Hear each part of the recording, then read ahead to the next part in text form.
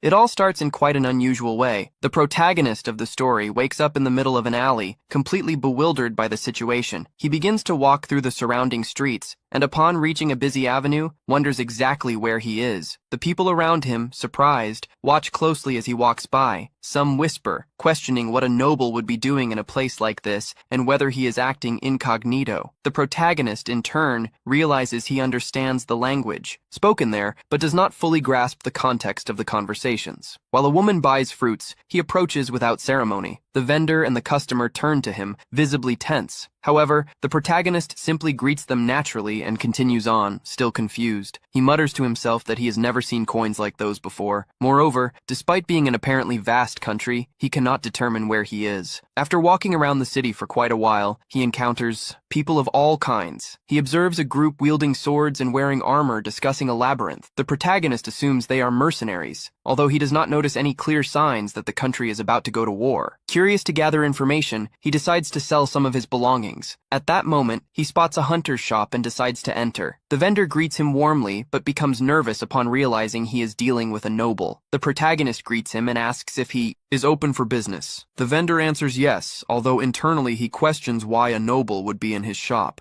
Suddenly, the protagonist mentions he wishes to sell something, and the vendor says he will need to assess the item first. The protagonist then pulls out his sword and places it on the counter, starting to observe the products for sale. His eyes land on a map he does not recognize at all. While examining it, he hears the vendor compliment the sword's decoration, saying the design is impressive and never seen before. Realizing he has spoken too much, the vendor apologizes for his lack of manners. The protagonist reassures him, stating he would not mind a simple compliment. He then asks how much he would offer for the sword. The vendor replies that he can pay 200 gold coins. Without hesitation, the protagonist agrees, and a few seconds later, a pile of coins appears on the table. He thanks him but asks if there is something to keep them safe. The vendor presents several models of coin pouches. Seizing the occasion, the protagonist also asks to buy the map hanging on the wall. The vendor agrees, but first inquires which pouch he prefers. The protagonist leaves the choice to him, which makes the man even more nervous. After selecting the accessory, the vendor explains how to store the coins. He is surprised to see it in action. Nevertheless, the vendor comments that models with special enchantments are more expensive and have fewer options available. Hearing the word magic, the protagonist wonders if it is very different from sorcery. Soon after, he is seen walking again through the streets. He observes how much the atmosphere of that place resembles the country he came from. However, this similarity also makes him feel that he does not belong there. Thinking again about gathering information, he concludes that he needs to find someone willing to help him, someone unafraid to speak their mind and possessing a minimum sense of morality, and be perceptive enough to understand what is not said directly. As he pondered this, a man interrupted him. The protagonist asked what he wanted. The dark-haired man merely warned him to avoid that alley. The protagonist thanked him, but when the man turned to leave, he threw a coin in his direction. The man easily caught it and asked what he wanted. The protagonist apologized, introduced himself as Lizel, and said he only wanted to talk. As he spoke, he dropped some more coins, prompting the man to command him to follow. Thus, they arrived at a bar. The dark-haired man asked the bartender to reserve a table in the back. Along the way, Lizel greeted the attendant, who also watched him strangely. Once seated, they served him a drink. The man asked what Lizel wanted to know, but before that, Lizel requested that he introduce himself, as merely exchanging information would be too dull. He suggested discussing his profession, past relationships, or any other topic just to get to know each other better. With little choice, the man said his name was Gil, a solo adventurer of rank B. He had never had a girlfriend and had no interest in having one. He defined himself as a true lone wolf, cold and without emotional attachment. Upon hearing this, Lizel concluded that the armed people he saw in town were likely adventurers as well. Lizel commented that, even without wanting a relationship, women must certainly not be lacking for him. Gil replied that he could believe whatever he wanted and viewed that as a compliment. At that moment, Gil became more attentive, curious to discover who Lizel really was, being the only rank B adventurer who operated alone. Even so, he did not feel intimidated by his presence. Gil did not know if Lizel was truly powerful or just an inexperienced, naive noble in the world. Lizel took a sip of his drink and commented that Gil seemed quite intelligent, asking if his impression was correct. Gil then questioned whether Lizel also intended to answer the questions he would ask. Lizelle inquired how far his curiosity extended, and Gil answered that he wanted to know everything, including the details of his love life. Lizelle started by saying that he did not have any job or anything that proved his status or position in society. Regarding his history with women, he remarked that a true knight does not hold on to such memories. Gil did not feel that he was lying, but also thought that it wasn't exactly a friendly introduction, to which Lizelle responded that it was due to Gil not asking the right questions. Nonetheless, Gil stated that he did not intend to distrust him or investigate his identity further, although he admitted to feeling a certain curiosity. At that moment, Lizelle suggested they get straight to the point, pulling out a map and laying it on the table. To start, he asked Gil to explain the situation of the region indicated on the map. Gil commented that they were near the capital of the Kingdom of Marcaday, a trading country. Meanwhile, Cabana is known as the nation of magical minerals. He explained that a long time ago Marcaday and Cabana had some conflicts, but lately, the situation has been more peaceful. Obviously, it is clear what the trading nation is doing. Cabana must have abundant resources. Natural and great minds. He asks what Gil thinks of part of the capital. Gil finds the question too vague and feels a bit lazy to answer. Still, Lizelle asks for just a brief opinion, saying that would be enough. Gil replies that there are good facilities, tasty food, and that the work is not bad. Furthermore, it's a comfortable place for adventurers. This leads Lizelle to conclude that many people come and go from the capital constantly, which means that practically no one would draw attention. Then Lizelle says that he initially only intended to ask some questions, but ends up asking for a favor. Gil comments that he accepts, since the payment for the information was too high, and jokes by asking if he wants him to be his guide, bodyguard, or just an accompanying adventurer. Gil was just joking, but the cheeky Lizelle replies that he wants all of that at the same time. The dark-haired man asks at least that he disguise it better, questioning if that was really what he wanted. Lizelle confirms, but says the final decision is solely up to Gil. Gil sighs and asks how long he intends to hire him. Lizelle replies that for now it will only be for 1 month. In the first few days, Gil should stay with him and explain many things. After that, he will only accompany him when necessary. Gil obviously does not intend to work for free and asks how much he will receive for all of this. Lizelle shows his negotiator side and asks how much effort Gil is willing to put in. Gil takes this as a joke and accepts, asking who he thinks he is talking to. Thus, Lizelle closes the deal, making his first request. After that, they rent some rooms so that Lizelle has a place to spend the night. Gil sits down and asks if he is finally going to explain everything now. Lizelle affirms that yes, making it clear that everything he will tell is absolutely true. Gil believes that, after all, he would have nothing to gain by lying. Lizelle tells that he arrived in that kingdom knowing nothing, and that he comes from a place that simply does not exist. There, he does not know if everything happened by chance or if it was someone's doing. He remembers talking to a subordinate and suddenly appearing in an alley of that place. Since he arrived, he has walked through various points of the city, and everything is very similar to his country of origin. This makes the situation even stranger, as if the world itself were off-kilter. He says he will speak from this premise and that, if Gil does not believe him, he can simply leave him there. Gil asks him to continue. Lizelle asks if he believes his story, and the dark-haired man replies that it would be a stupid lie. Then, putting the jokes aside, he calls him Mr. Aristocrat and asks him to introduce himself. With no other choice, Lizelle reveals that he just inherited his title, which is actually a duke, and that he holds the position of chancellor. Upon hearing this, Gil asks if that means he is the king's right hand. Lizelle confirms, which surprises Gil. After all, he seems too young. Lizelle adds that his king was so extraordinary that he never made his age seem like a problem. Gil asks if he cannot return to his kingdom, and Lizelle replies that he doesn't know. However, he is sure that if problems arise without him, they will find a way to bring him back. In light of this, Gil questions why he himself does not seek a solution. Lizelle admits that it's tempting, but prefers to leave it in the hands of his king, as that is his specialty. Until then, he decides to treat everything like a vacation and enjoy it. The next day, he wakes up early and goes to knock on Gil's door. Gil asks if he wants to go somewhere, and the protagonist responds that he wishes to become an adventurer. At first, Gil doubts, but upon realizing he is serious, agrees to accompany him to buy equipment. After that, they head to the guild. Gil explains the basics. Adventurers take on jobs requested by others, and the guild acts as an intermediary. They then approach the receptionist, who informs them that the guild master is not present and asks them to return another day. Lizelle clarifies that he is there to register at the guild. The receptionist, named Stud, asks if Single Blade did not explain anything. This confuses Lizelle. Then, the receptionist explains that this is the nickname of the man with black hair. Gil makes it clear that he did not choose this nickname, but putting that aside, the receptionist explains that the guild has the right to refuse government interference, and thus does not accept registrations from nobles, knights, or the like, asking Lizelle to leave. Gil insists that is not what he thinks because that guy is not a noble. The receptionist does not believe him, but Gil insists. With no more objections, the receptionist agrees to assist him. With everything ready, the man introduces himself as Stud and asks the protagonist to prick his finger with an object. Lizelle complies and sees a drop of blood fall onto a leaf, causing it to start glowing. After this, he thinks about licking his finger, but Gil immediately stops him and scolds him for being so careless. With everything completed, Studley hands him the guild wallet and then picks up some books to explain how job requests work. He mentions that the guild provides encyclopedias with information about monsters and plants that can be requested on missions. If questions arise, they can be consulted or asked directly at the reception. Lizelle asks if these encyclopedias are for sale. Studley replies that no, but they can be consulted for free. Additionally, he warns that it is strictly forbidden to remove any book from the guild building. With that said, he takes a small piece of paper and draws a map indicating a bookstore that sells all kinds and specialties of books. Liesel thanks him and as a gesture of gratitude pets his head before saying goodbye. Everyone in the guild is shocked, asking if he really just petted the head of the absolute zero. Stud touches his own head, confused, wondering what just happened. 3 days later, we see Lizelle reading peacefully. At that moment, Gil knocks on the door and enters the room. Lizelle greets him and asks how it went with what he had requested. The man with black hair replies that everything went well, and questions whether Lizelle does not tire of reading so much. Gil then picks up a book and reads the first paragraph he finds. Lizelle continues the narrative from memory, making it clear that he has read all those books, and asks if he enjoyed the reading. Gil comments that it sounded more like a bunch of nonsense to him. After that, they close the books. Liesel observes that it is almost lunchtime.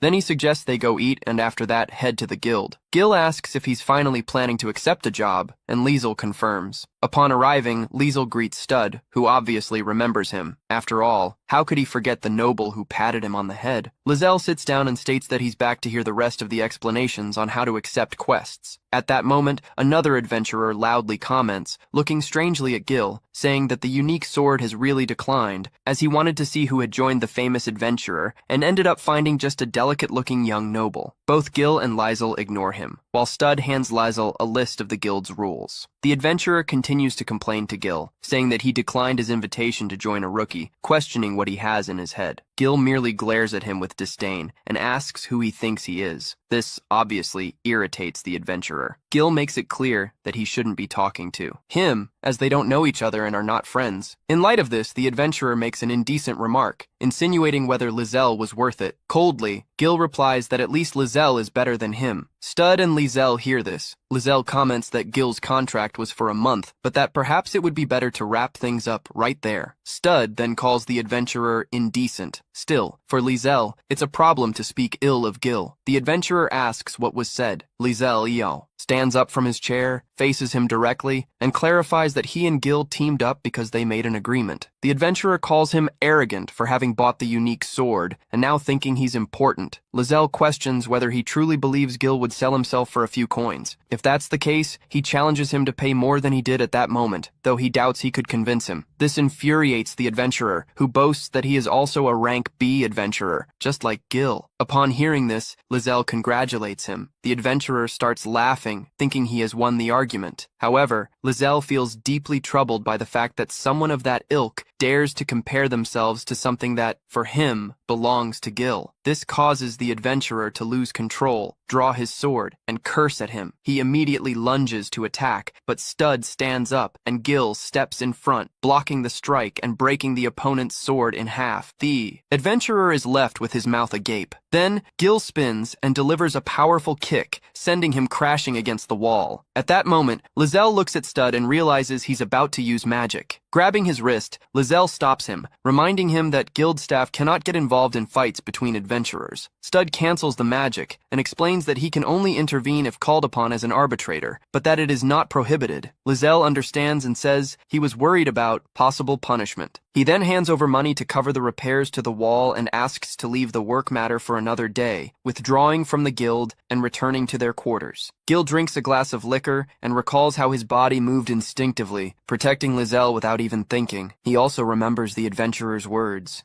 about wanting to compare himself to his rank, but mainly the fact that Lysol said he belongs to him. In light of this, Gil just laughs, saying it's not like he's his knight. On a new day, we see everyone having breakfast. Lysol praises the good taste of the food, something Gil doesn't quite believe. Suddenly, the captain of the knights bursts into the place, asking for a man who would be posing as a noble and staying there. The owner of the place gets irritated and asks him not to accuse her, customers, of such strange things, but the captain insists and requests permission to check if the information is true. At that moment, he sees our protagonist having tea. He freezes and, mistaking him for a noble, apologizes for his rudeness. Lysol reassures him and clarifies that he is not a noble, but rather an adventurer. The captain asks her not to believe it and tells him not to lie. After this, Lyselle and Gil go for a walk in the forest, starting another day as adventurers. Our protagonist comments that he hopes to learn a lot from him. Once again, Gil asks him to stop talking that way, as if he keeps it up, he won't pass for an adventurer. Liesel understands and then asks him to teach him many things, commenting that this also doesn't suit him. Changing the subject, he points in a direction where there is a rat. Liesel is surprised both by the life in that world and by the huge size of the rat. Gil explains that it is a prairie rat, a monster. If they kill 10 that day, they will complete the mission, but since they are very fast, caution will be needed. Our protagonist doesn't even catch that last part, and, invoking a magical weapon, takes care of the rat. Gil asks if he can't go a single minute without scaring people. Lizelle apologizes and asks if he got scared. Gil responds that anyone would be surprised if something like that suddenly appeared and fired. Lizelle asks if guns in that world shoot lead bullets. Gil confirms and mentions that they are very difficult to use. In that case, Liesel comments that his is different while putting the gun to his own head. Gil quickly puts his hand up, but no damage occurs when the shot happens. Liesel explains that the bullets from that gun are not lead, but magical. He demonstrates this by defeating 2 more rats, and so they continue with the mission. At the end, they return to the guild and choose another mission. They see one that consists of collecting items up to the 5th level of the labyrinth for a certain labyrinth collector, requiring an evaluation certificate with a base reward of 10 silver coins. The guild attendant comments that their rank is appropriate for reaching the 5th level and that under those conditions, the reward is good. Thus, Lizelle decides to accept it. He goes to the studio and sits down, showing the mission, while the black-haired boy registers the request and asks if he has any questions. Lizelle asks if any object is really acceptable. Study confirms, explaining that as so long as it's something found only in the labyrinth, everything is valid. This seems perfect for Liesel. Then he asks what the others are doing there. Stud reveals that they found a new labyrinth a few days ago and that they plan to cross it, but it has been very difficult.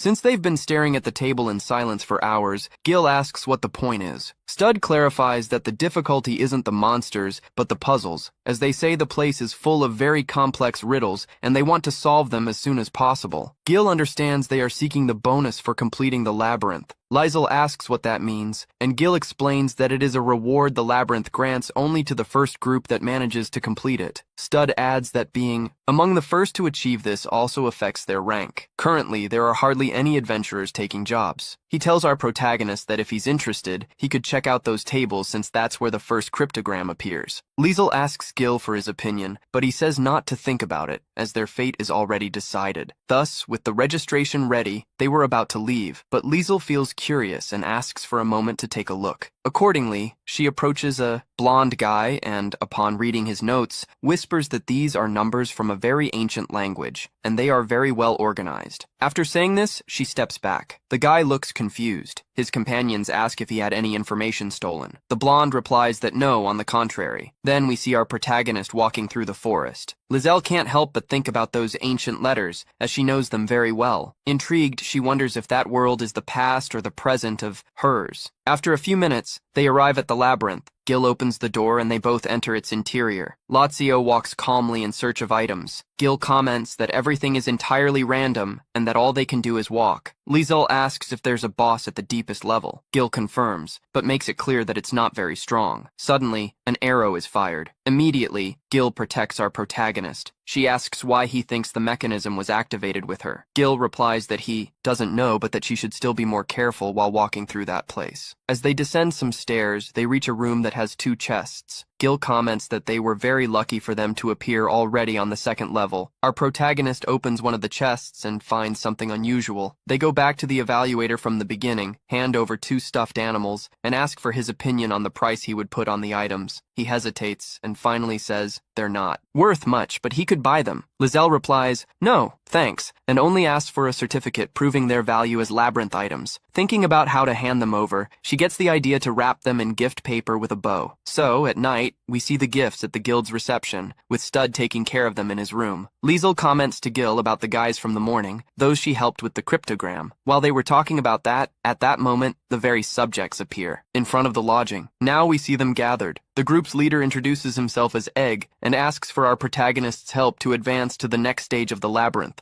Lizelle demands 50% of the total reward, something that the other considers absurd. In light of that, our protagonist reminds them that she earns nothing. If only to help them, he makes it clear that if they want, he himself can go to the labyrinth the next day. Upon hearing this, Ain gets nervous and ends up agreeing to pay half the amount the next day. While our protagonist was sleeping, Ain and his group enter his room with Gil's permission. Lizelle asks for the note and after reading everything, asks him to come closer. Still almost asleep, he explains what needs to be done. The blonde young man starts taking frantic notes, but the protagonist ends up falling asleep in the middle of the explanation. Later, Lizelle and Gil meet at the guild, observing the available jobs. Lizelle realizes that until now, no one has requested bodyguards. Gil comments not to even bother, as you need to be rank C to accept this type of mission. At that moment, Study appears asking for a moment with our protagonist and explains that the person who requested the job the other day came to the guild and wants to meet him, as he was so satisfied with what he received that he wants to thank him personally. Thus, our protagonists accompany him and wait in a private room. Suddenly, a well-dressed blonde man enters the room. Seeing our protagonist, he thinks there must have been a mistake, but Study corrects him. Our protagonist greets him and introduces himself as the person who accepted his request. The man is surprised, saying he has never seen an adventurer like him before. He invites him to sit down and introduces himself as Ray, a Viscount, and commander of the military police. Getting straight to the point, he tells our protagonist that he is deeply grateful for giving him the opportunity to see such well-wrapped objects. After having some tea, he leaves a gold coin on the table and asks him to accept it as payment for the thrill he felt. Lizelle also drinks the tea, and placing the cup on the coin, says that he accepts the extra payment. Ray observes this, and standing up extends his hand, saying that he would like them to get along. Lizelle thanks him, but comments that it's too much for a rank F adventurer. Ray clarifies that he's not referring to that. Touching his own chest, he says he simply wants to be his friend on a personal level. In response, Lizelle agrees. We then notice that the blonde man reveals a strange expression. He tells our protagonist that he would like to invite him to his house someday, to show him his collection. Without further ado, he bids farewell. Alone, Lizelle comments to Gil that with that, it seems,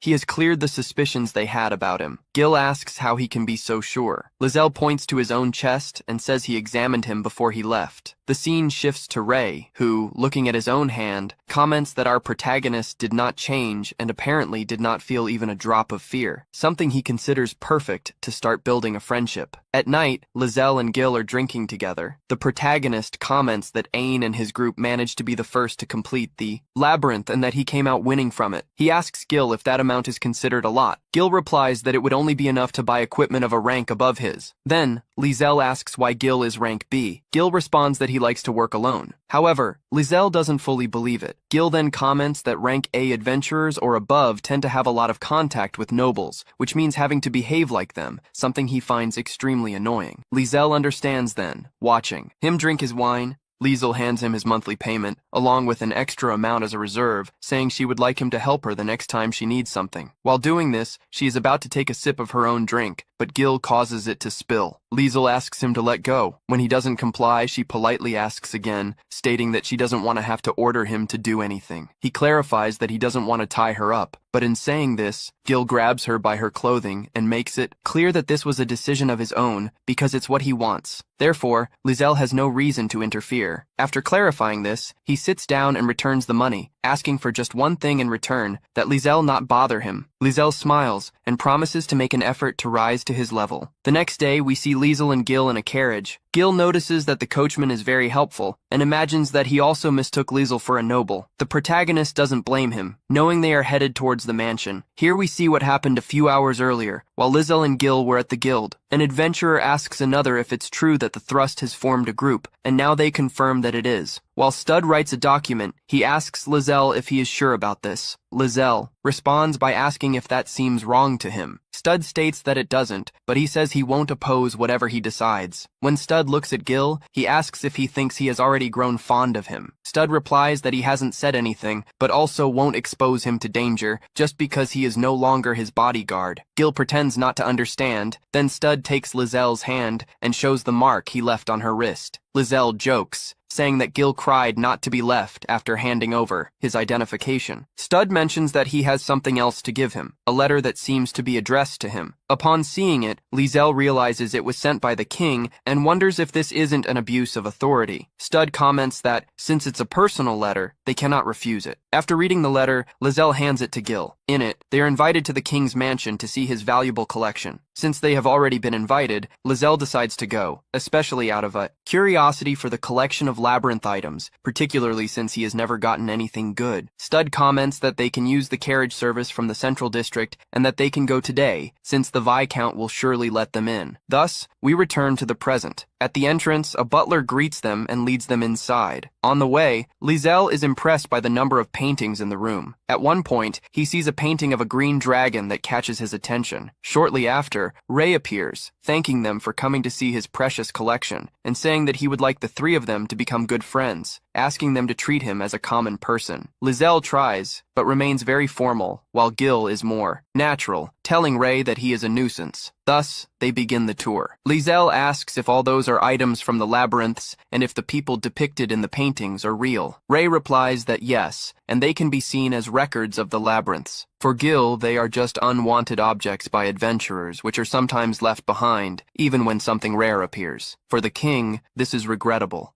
For some are worth more than many jewels. There are also paintings that are highly valued for depicting what is now considered a master, a mystery of a labyrinth, or even Liesel and Gil showing that he dedicated a painting to them. Liesel comments on how good Gil looks in the portrait. The young man with black hair asks him to be quiet. Then Ray comments that it cost him a fortune. Liesel moves closer to better appreciate the painting and remarks that strong adventurers seem to be very popular. Ray agrees, saying that strength is important, but not as much as good looks, since even ladies compete at auctions. Embarrassed, Gil asks him to stop it once and for all. Liesel thanks them for not valuing character, as otherwise no one would appreciate Gil. He then wonders if there will ever be a painting of him, although this also scares him a little at the thought that it might end up in the hands of a stranger. Ray assures him that if one ever exists, he will pay whatever it takes to obtain it. Saying this, Ray hands him a letter. Liesel asks why, and the blonde replies that it is a talisman for when they visit Marquette. Liesel hesitates to accept, as he doesn't believe an adventurer of his level will have this opportunity. Ray assures him that this moment will come, thus Liesel accepts the gift. Putting that aside, they go to see the rest of the collection. On a new day, we see the protagonist walking through the city. People greet him politely, calling him Noble Sir. At first, Liesel clarifies that he is not, but eventually grows tired of denying it and begins to accept it. Next, he arrives at the appraiser's shop, where he is congratulated for having formed a group, and Liesel thanks him. Then, changing the subject, he takes out an artifact and asks for it to be appraised. The brown-haired man examines it and says it is an infallible hourglass, an artifact that is not affected by the position in which it is placed. Liesel laments not being able to get typical adventurer items. For George, that is not a problem, as he finds it wonderful to see new artifacts. Liesel, with his usual confidence, pets his head while praising him. While looking at other objects, he mentions that a few days ago,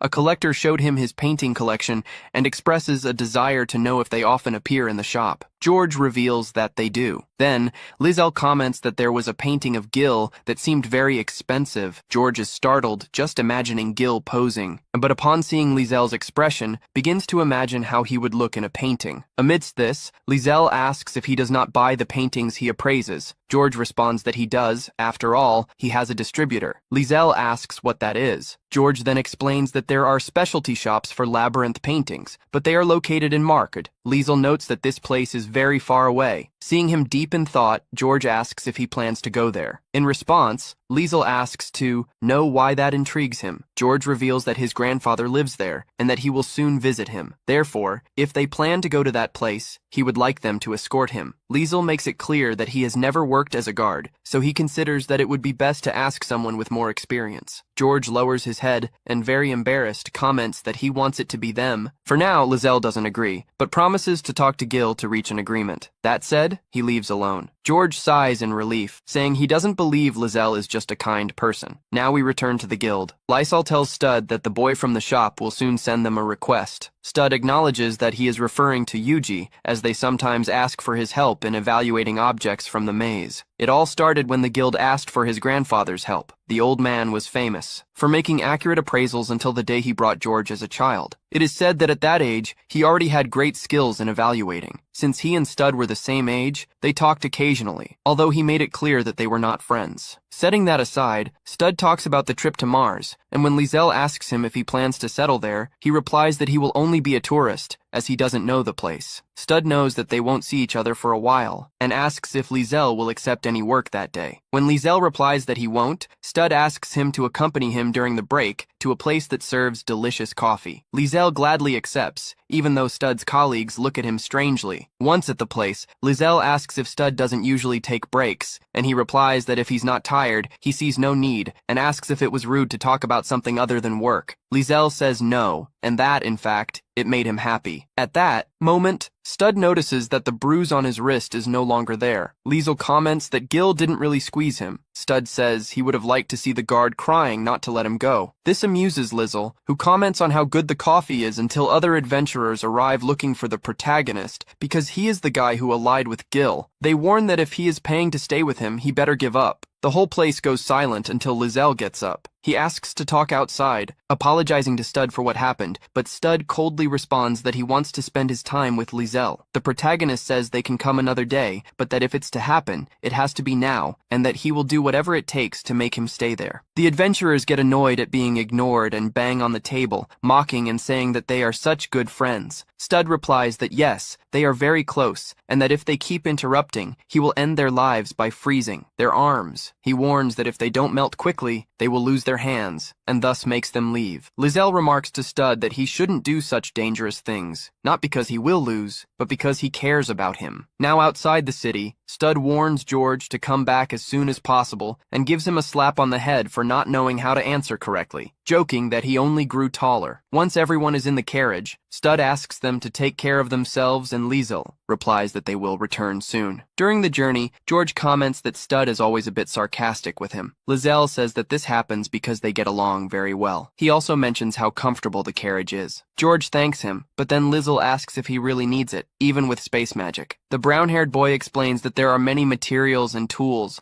who reject all kinds of magic. Liesel shows interest upon hearing this and asks him to show him some of those items another day. Enjoying the breeze, Liesel comments on how relaxing it is. Gil says that this is not good at all, and, yawning, mentions that it doesn't sharpen the senses. Liesel asks if he is talking about sensing presences, that thing he always mentions, but which he cannot feel. Gil replies that it comes with practice. To achieve this, he would have to spend time in a place where, if he didn't feel anything, he would die. At that moment, Gil notices a small door in the ceiling and asks George if he can open it. George replies that he just needs to push. Therefore, Gil orders him to keep leading and not be frightened. George doesn't understand what he is referring to, but at that moment, a group of green hyenas appears. George becomes a bit tense, but Liesel reassures him, promising that they will take care of it. Thus, he attempts to go through the ceiling, or rather, he tries since he cannot climb, and then he asks Gil for help. Gil reaches out his hand, Liesel grabs it, and manages to climb up. Once on the ceiling, Liesel asks George if the horses aren't scared by loud noises. The young man replies that they are not, In that case, Lizelle can't help himself, and drawing his magic weapon, fires with a precision that instantly eliminates all the hyenas. Without further ado, he thinks about going back inside, but upon noticing the height, he becomes nervous. Gil teases him,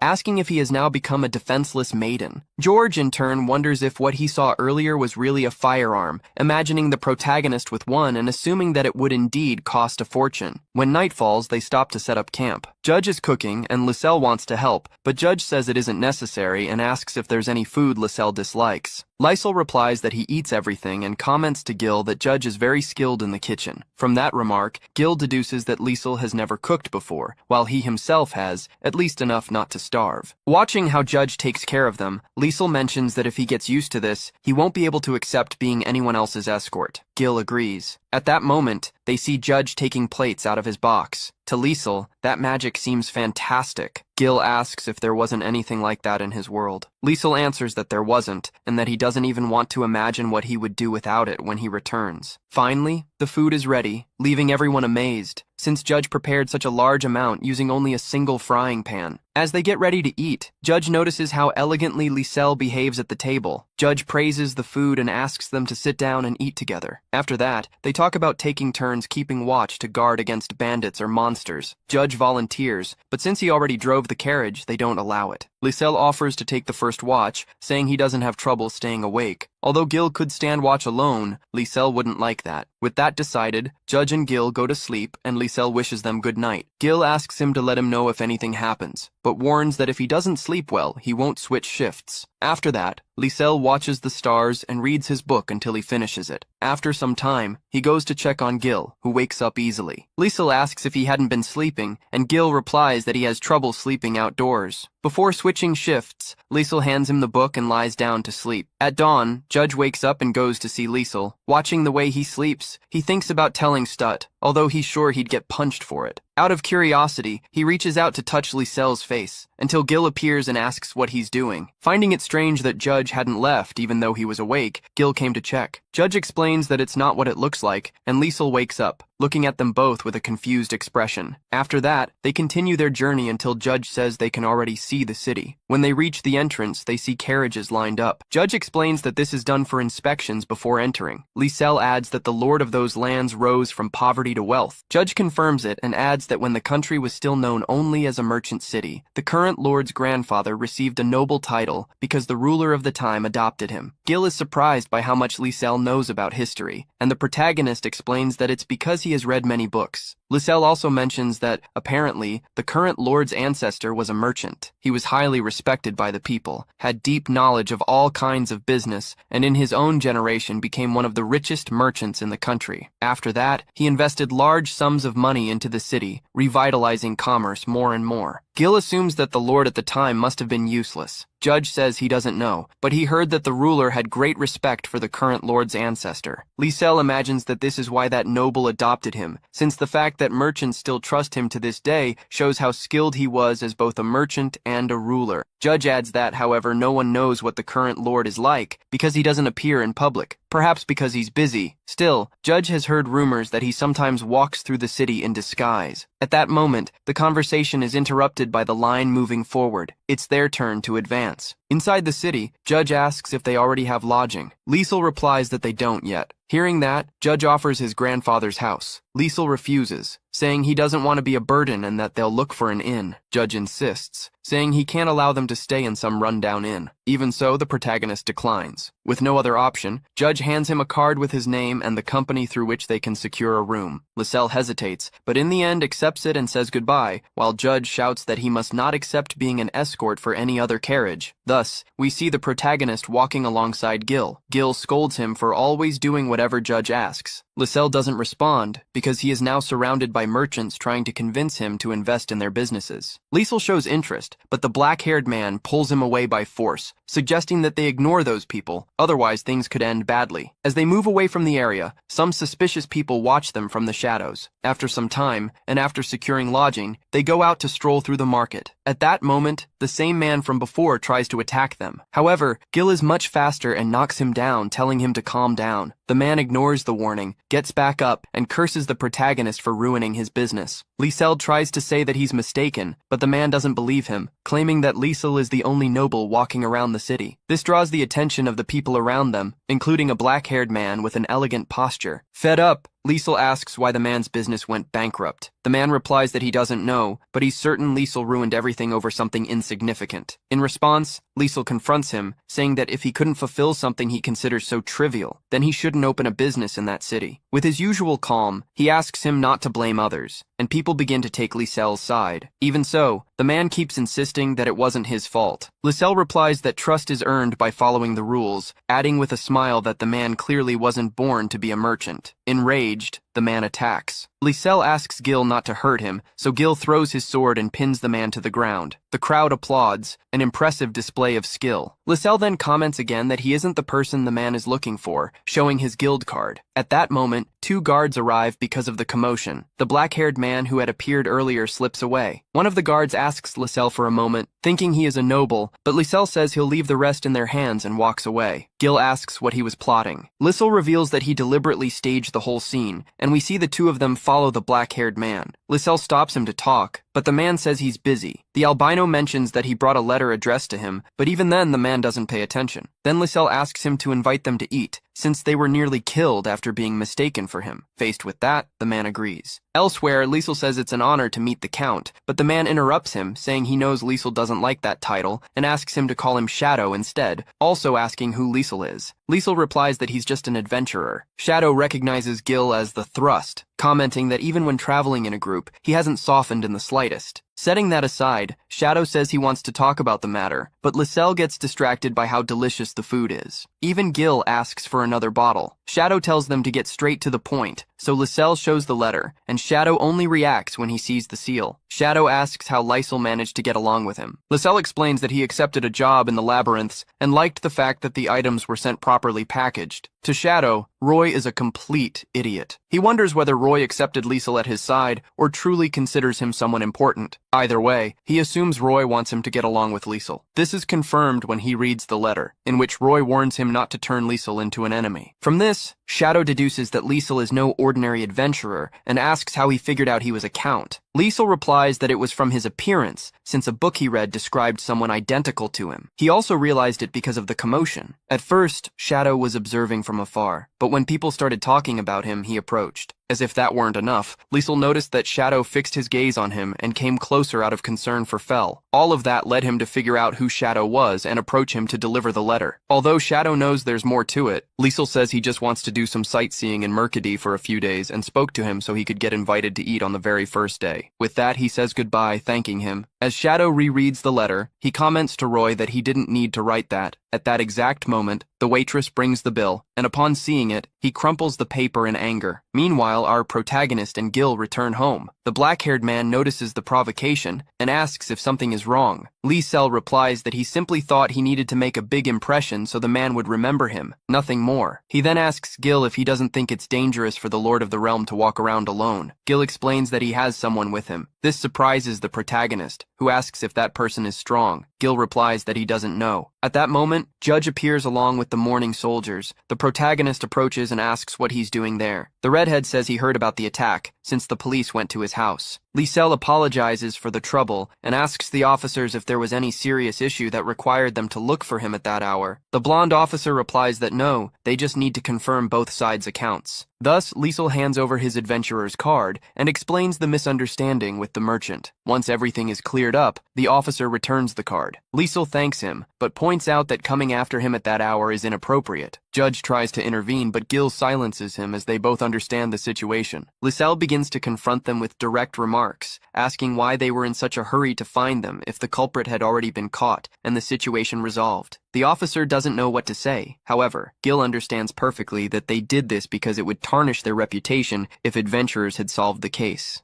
At that moment, the officer's partner yells at the protagonist to stop complaining, saying they were just protecting him. This attitude irritates Gil. Lisel comments that it seems he's a big admirer of his. The blonde officer apologizes, but the other repeats that he only made the Thrust protect him. Hearing this, Lisel warns that Gil hates people who mix emotions with work. The officer backs off. Meanwhile, Gil is playing around with Judge. Lisel asks him to put him down. When he does, Judge runs over to Lisel to complain. Through tears, he turns to the officers and threatens them, saying that if they try anything against Lisel, he will never forgive them. This frightens the two officers a little. Gil is surprised by how much power the words of a merchant family hold in that place. Lisel, for his part, asks Judge not to say things like that, though he also thanks him, which makes the redhead happy. With nothing more to say, they ask the officers to take Judge home. They say their goodbyes, and finally our protagonist and Gil also go to sleep. On a new day, Gil wakes up and, taking advantage of the fact that Lisel won't wake up for a while, starts reading a book, without realizing that they are being watched by a mysterious guy. They both go to have breakfast. While they are eating, a man dressed elegantly hands them a leaflet about an auction. This catches the attention of our protagonist, who discusses the matter with Gil-O. A boy with black hair comments that perhaps they are auctioning off unique books from the labyrinth and asks if he would like to go. The protagonist responds that in fact he intended to visit some bookstores,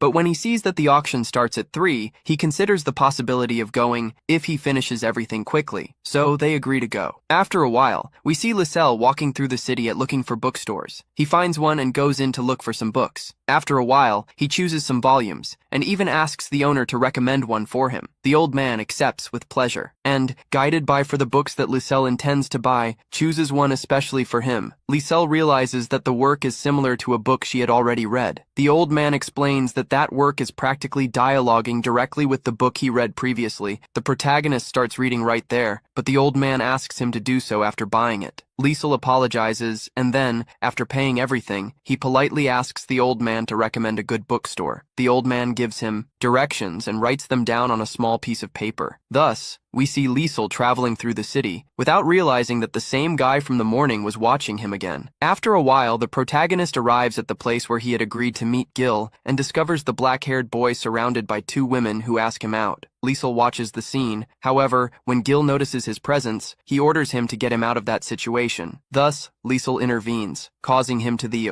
women leave alone. Gil complains about him just watching Lisel, but he calms him down, saying that at least those ladies were very polite. Gil gets angry and tells him to come in. Then, we see them at reception, and the same guy from the morning hands them a sign with a number. And wish you a good stay. Already in the hall, the presenter begins the Great Merchandise Subasta, issue number 23. The first item is a low-level healing potion. Coming from a labyrinth, one person offers 4 silver coins, another 5 silver coins, and 10 copper coins. Lisel asks Gil if the potions vary according to the labyrinth, and he responds that they are normally very painful, although some are not. In the end, the potion is sold for 9 silver coins. The next item is a painting highly coveted by collectors, nobles, and commoners alike. The opening bid for this subasta is made of a gold coin. Lisel recognizes the painting and laughs, because M and her group appear at the bottom, and they are also walking in the opposite direction. After selling the painting, it is offered an original strategy guide. Taken from a maze chest, Lisel asks Gil about it, and he explains that the book teaches how to complete the maze he came out of and shows the strategy to do so. The book contains maps of each floor, information about the monsters, such as their habits and the materials that can be obtained. This book also starts with a toss of a coin. Gold, others offer more, but Lisel realizes that those competing don't seem to be adventurers. Gil remembers that they are collectors and that furthermore, adventurers don't need this type of book, since it only appears in the last level. Have you ever imagined how difficult it is to reach the deepest level? All this just to receive a book that tells you everything you already know. Even if it describes the monsters that appear, you won't defeat them just by reading. The maps aren't useful either, since the guild itself sells them. The book costs 8 gold coins, yet Lisel ends up offering 10. Gil asks what he wants it for, and Lisel responds that she wants to know the strategy guide. Soon, someone offers 12 coins, but Lisel goes up to 15, continuing until she reaches 20, thus beating the book auction. Lisel asks Gil if he wants something, and he responds that he is a difficult enemy to defeat. On the other hand, we see Shadow. He receives a report about Lisa. The only thing they tell you is that he likes books. Shadow still finds it difficult.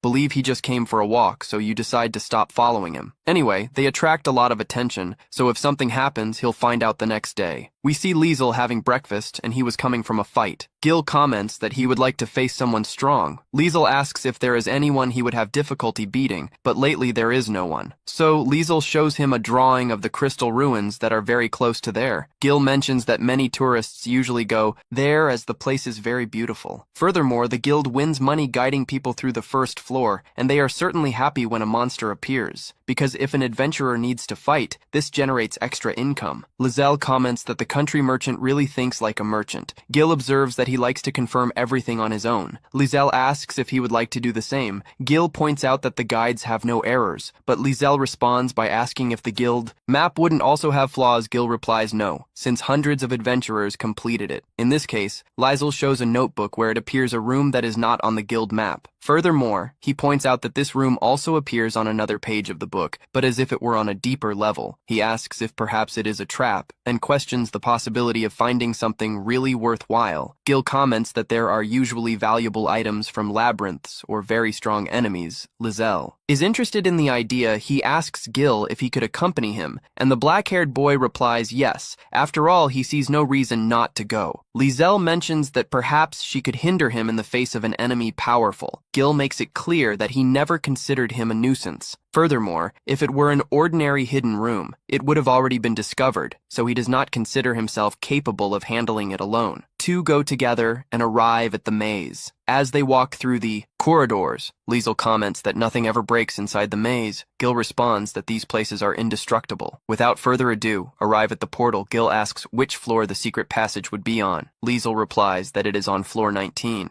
So, Gil suggests going to the 20th floor, and, as soon as they reach the 20th, they are greeted by a bear. However, Gil defeats it with a single blow. Liesel demonstrates her discomfort with that action, but does not delve deeper into the subject, and they continue advancing. After climbing the stairs, they enter a corridor. At a certain point, Liesel stops and indicates that the room is inside that wall. There is no mechanism to open it. The protagonist uses his pistol, and with several shots, manages to locate the entrance. Immediately, Gil breaks the wall, revealing the entrance to the secret room. Walking for a few seconds, they arrive at the room La. They find a chest, and, upon opening it, Zay discovers a map of a completely ordinary forest. As they try to decipher it, a magic circle activates under them, their feet, and suddenly they are teleported into a free fall. Both remain calm. However, Gil gets excited, hoping to finally encounter a powerful enemy. As he focuses his vision, he concludes that if it's about a dragon, the beast launches its breath and Gil orders Liesel to hold on tight, because with his current armor he will only feel heat. Liesel, in turn, fears that some of her things will burn, and suggests trying to open a tunnel in the middle using his magic. Gil agrees and says he will warn at the right time. So, Liesel prepares her pistol, and when the fireball gets close enough, Gil warns to shoot. Liesel fires, creating a space through which they can pass. This way, they finally reach the dragon. Gil suggests that Liesel rest, since he no longer has magic. As he advances, he draws his sword, and suddenly, they appear back at the inn. While Gil cleans his sword, Liesel comments that she doesn't like people seeing him trembling due to lack of magic. He doesn't remember leaving. If anyone has seen him like this before, he has also never screamed in pain, and lately, he hasn't even complained. He admits that, although it would be easier not to contain himself, he has gotten used to acting this way, confessing that when he's with Gil, he ends up being too spoiled, which doesn't seem right to him, since he's not used to living with someone who's his equal. After saying that, he goes to rest, while Gil comments that he should depend on him more, without so much hesitation. In another scene, we see a man running. He is Lord Liesel's direct secretary.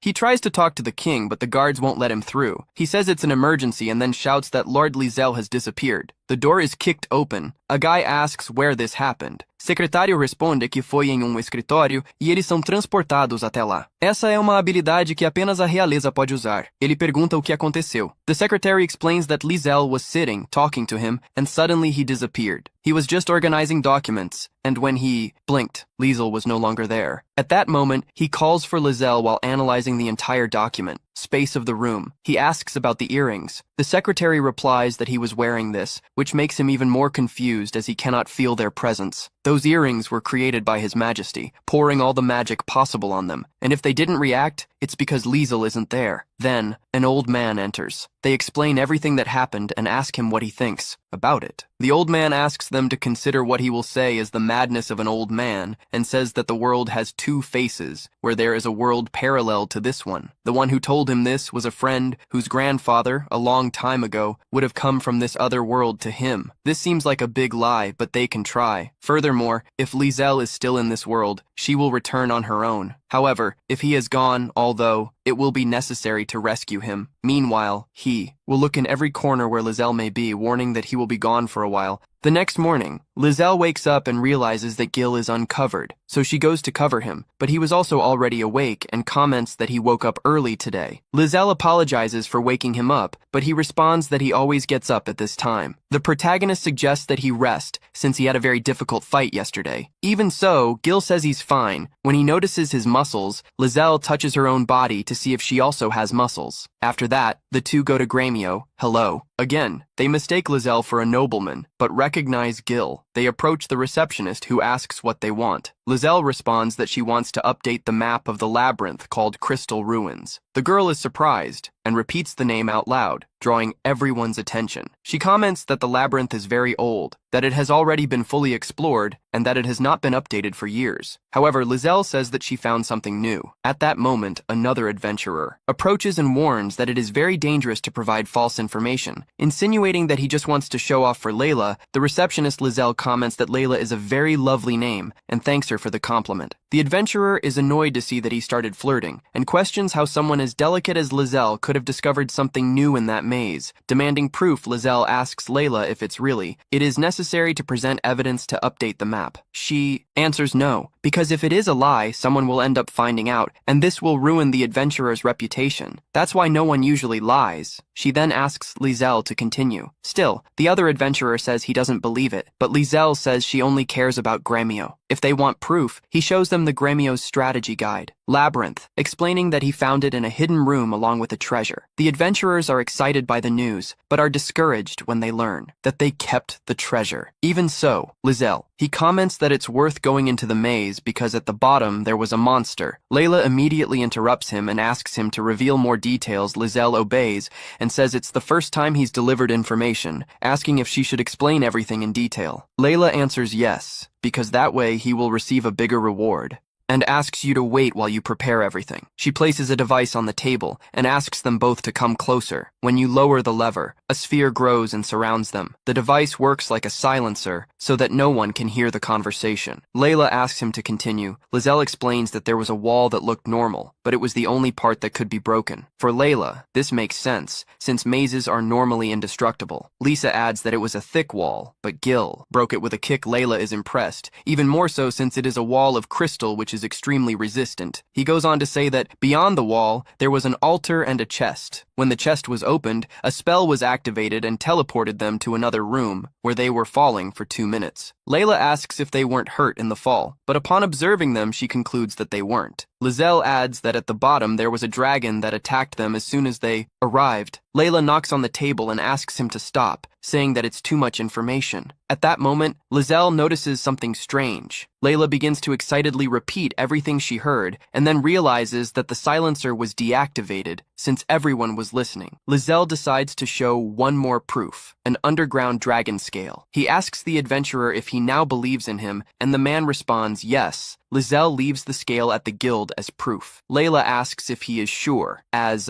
he could make a lot of money selling it. However, Gil had removed several scales, so he didn't care. It matters. The receptionist asks for Liesel's guild card, and he gives it to her. When she sees his rank, she gets confused. Liesel asks if everything is okay, and remaining calm, she recommends that he do the process to rise in rank. But Liesel refuses, saying that he has less than 2 months as an adventurer, and that there is a boy who would be upset if he rose in rank in another guild. It seems that Gil becomes jealous, because in his mind he highlights that Liesel is spoiling study again. Without further ado, the receptionist delivers the reward, and the protagonists leave. As they walk through the city, Liesel asks if it would be a good idea to move up in rank, since even he finds it strange that the leader has an F rank. Gil makes it clear that it doesn't matter and that, regardless of who he is, he will always stay by his side. After a while, they arrive at the store. Lisa looks at the potions and praises the quality of the potions. products, although they are not as good as those from George's store. While they are talking, an employee approaches and asks if they have an appointment with young George. The protagonist confirms, and the employee leads them to a room. When the employee leaves, George opens the door visibly altered. He apologizes for not having received them at the entrance and explains that his grandfather gave him many gifts, making him lose track of time. At that moment, his grandfather appears with even more gifts. Upon seeing Gil, he greets him with familiarity, and noticing that he is carrying the sword, asks if he is taking good care of her. With his usual defiant attitude, Gil responds, "Yes." The grandfather then notices the protagonist and asks who he is. Lizelle introduces herself and takes the opportunity to apologize for involving his grandson in his problems and disrupting his precious family time. The grandfather is disappointed, as he actually intended to complain about that very thing. Next, George asks the protagonist if he would like to have lunch with them. Since his grandfather wants to talk to both of them, Lisa accepts with pleasure. Upon hearing this, the grandfather smiles and finally introduces himself as Insight, thanking the protagonist for taking care of his grandson. During lunch, when he notices that Lisa is eating little, Insight asks him to eat heartily. Our protagonist confesses that, although it doesn't seem like it now, he eats much more than before. Changing the subject, he asks Gil how long they have known each other, and if he was the one who recommended that sword. Gil replies that it has been 2 years, but denies having recommended it. Weapon, remembering that, as he didn't know which weapon suited him, the old man ended up giving him that sword. Therefore, Lizel asks if he would have a sword for him too. The grandfather thinks this is absurd and asks to see his current weapon. Lizel then takes out his pistol. When observing her closely, Insight asks why he would want a sword if he can handle it. Analyzing every detail of the weapon, it highlights how unusual she is.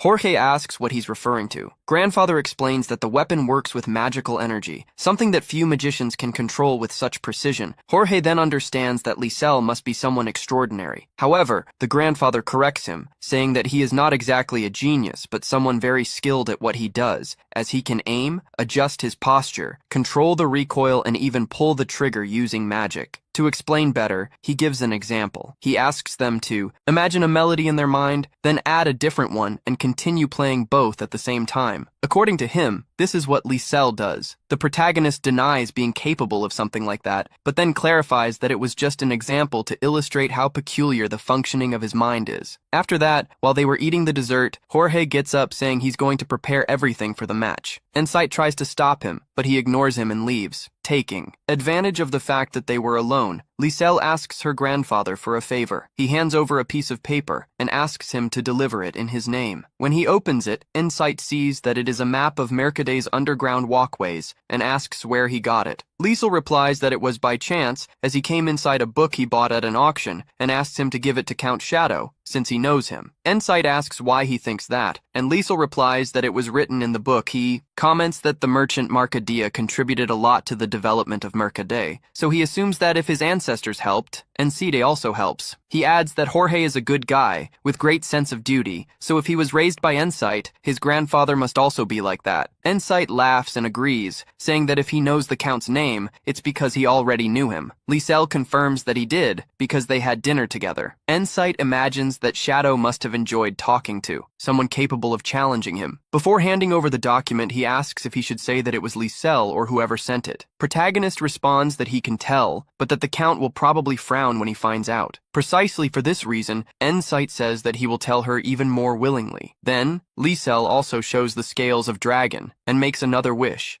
On the website, he recognizes that they are scales from an underground dragon and asks what he intends to do with them. Lisa wants him to buy them and, when he resells them, publicly announce their origin account, who got them in the crystal ruins. On the website, he imagines that it must be a huge dragon, but he is not surprised that Gil defeated him. He asks if it was the boss of the labyrinth, but they explain that it was the lord of a hidden room and who have already informed Gremio. On the website, you understand the intention. When the scales go to market, the adventurers will know that the dragon exists, although some doubt it because Lisa, being rank F Isael, comments that the labyrinth is a famous tourist spot and that, if tourists disappear, the city will lose a large source of income. On the website, you like the way he thinks and decides evaluate the scales immediately. Grandfather calls George, but he says he's busy. However, when Lisa calls him, he shows up right away. leaving the site depressed over the difference in treatment. Before they leave, Grandpa pays for the scales. George announces that he has finished packing his things, including Grandpa's gifts. He also took tools that cannot be stored in space magic. Grandpa. He asks where he bought that, and George replies that it was in that store he always talks about. Despite not having much variety, he managed to buy everything for a fair price. Liesel and Gil comment that the owner is a good merchant and very persistent, ready to leave. Liesel and Insight talk a little more. The grandfather asks him to take care of George, but the protagonist states that it won't be necessary, as he already is a true merchant. After that, Insight tries to convince his grandson to stay a little longer, but George ignores the request and says goodbye. At night, the boys camp in the middle of the forest. Liesel he offers to hold the vigil, and Gil accepts, saying that he entrusts the safety to him. While Liesel is in front of the fire, an arrow is shot in her direction. However, Gil deflects it with the dagger. Surprised, Liesel asks if he was really sleeping, and Gil replies yes. Soon, another rain of arrows begins. Gil realizes that they are common ambush arrows, concluding that they are bandits. He blocks the shots while Lisa uses her gun to take down the enemies. But he notices that one of them managed to dodge the shot. The bandits then reveal their face, but the most skilled man runs away. Liesel asks what they feel about being abandoned. The redhead tells him to shut up and states that he will regret catching the attention of the Fork Gang. Upon hearing the name, Liesel asks if that is the boss's name. While speaking, he notices something strange in the carriage. Taking advantage of the distraction, a bandit advances, but Gil defeats him with a single blow. With no alternative, the two face the rest, and after a while, all the bandits are lying on the ground. They decide to get out of there as soon as possible, and Gil offers to drive the carriage. Liesel finds the decision strange, but Gil makes it clear that it is so that he can take care of George. Thus, Liesel enters the carriage and finds George scared. He reassures him, promising that everything will be fine. George says he is not afraid of the bandits, but rather that something will happen to Liesel. He calms him down and asks him to try to sleep. Jorge accepts with the condition that he holds her hand. The two are left in peace. Shortly after, Gil comes in to check if everything is okay. Liesel asks him to take care of the rest. Gil agrees and suggests that he also rest. So everyone ends up sleeping, and Gil can't help but comment that Liesel spoils George. Back in the city, they go to see Study. He asks what his opinion was about Markaday, and Liesel responds that she found it interesting. Along with that, he hands over his Gremio wallet. Enjoying it while Study does his work, Liesel asks if he knows the band Fork. The receptionist says yes, as he has heard a lot about them lately. Confused, he asks if they were attacked by any chance, since if this is the case, he will inform Gremio to mobilize all his strength and annihilate them. His companions are worried upon hearing this, but Liesel asks him to calm down and explains that they have already taken care of it, of those who attacked them. However, they still want to know what type of group they are. Study then explains that it is a group that attacks by surprise and does not have a fixed base. As they have many disposable members, it will be difficult to get more information about them. Leo comments that they won't be leaving for a while, so he doubts that they will meet again. Then, Study questions why Liesel doesn't rise in rank, as he was able to defeat an underground dragon. Liesel clarifies that the person who defeated him was Gil. Study explains that if he contributed enough to the defeat, this is recorded in his history. Therefore, Liesel accepts to level up if he meets the requirements, and immediately Study begins with the paperwork. Sometime later, his A-rank adventurer card is ready and Gil and Liesel talk about it. The brunette comments that, if he wanted, he could, easily rise to rank C. At that moment, a red-haired man appears behind them, interrupting the conversation by asking if could join the group. Liesel asks him to introduce himself and explain his reasons. The redhead introduces himself as 11, a C-rank adventurer, and details one by one his strengths and weaknesses. Ao, listening to him and realizing that they both contradict each other, Liesel rejects his candidacy, asking him to come back another day. 11 doesn't question it and accepts the decision. Leaving after he leaves, Liesel and Gil talk about the subject and ask for Stan's opinion. He describes him as a very skilled adventurer, with the capacity to even reach S rank, and, based on his appearance, assumes that he is a beast man, part snake. Therefore, what he said about poisons and weakness to the cold are typical characteristics of his species. He then asks if Liesel intends to add him to the group, but he doubts that he will do so. Subject: Liesel invites Gil to drink in celebration of his rank promotion. Study also offers to accompany them, and Liesel accepts without any problems. Thus, we see the four gathered toasting the protagonist offers to pay for dinner, but as he was the person honored, Gil refuses. So, everyone offers to pay on that occasion, but no one comes to a decision. In the middle of the conversation, the alcohol theme. The protagonist is asked if he doesn't drink anything, and Liesel replies, no, as his body makes him drunk with just one sip. In light of this, Jade asks, when was the last time this happened? Liesel says she doesn't remember, but the first time was with her father, who stated that he didn't do anything strange, although in the end, he ended up laughing. The second time was with her old man, apprentice. He said that he has become the complete opposite of himself. Upon hearing this, the three begin to create theories. Gil suggests that perhaps he becomes perverted when he drinks, which leaves everyone embarrassed. To change the mood, Liesel comments that night Gil will pay the bill. Immediately, the other two begin to choose the most expensive dishes on the menu after eating, study. He asks what it was like escorting Judge, imagining that knowing him, perhaps it was more comfortable than normal, or perhaps it caused problems. Liesel denies this, saying that they would normally be treated just as baggage, but this time it wasn't like that. Even so, he would like to live an experience like that again. Judge responds that he couldn't bear to be treated that way, but for Liesel this is inevitable, as she needs to accept all types of work to increase her rank. Study is also against Liesel receiving this type of treatment, and Judge says he could offer several work whenever he wanted. Liesel asks them to calm down and invites them to continue eating. After that, Judge remembers something he had said to Study, saying that he and Mr. Liesel slept like a family. This surprises Study, who asks what he means by like a family. Judge responds that he could,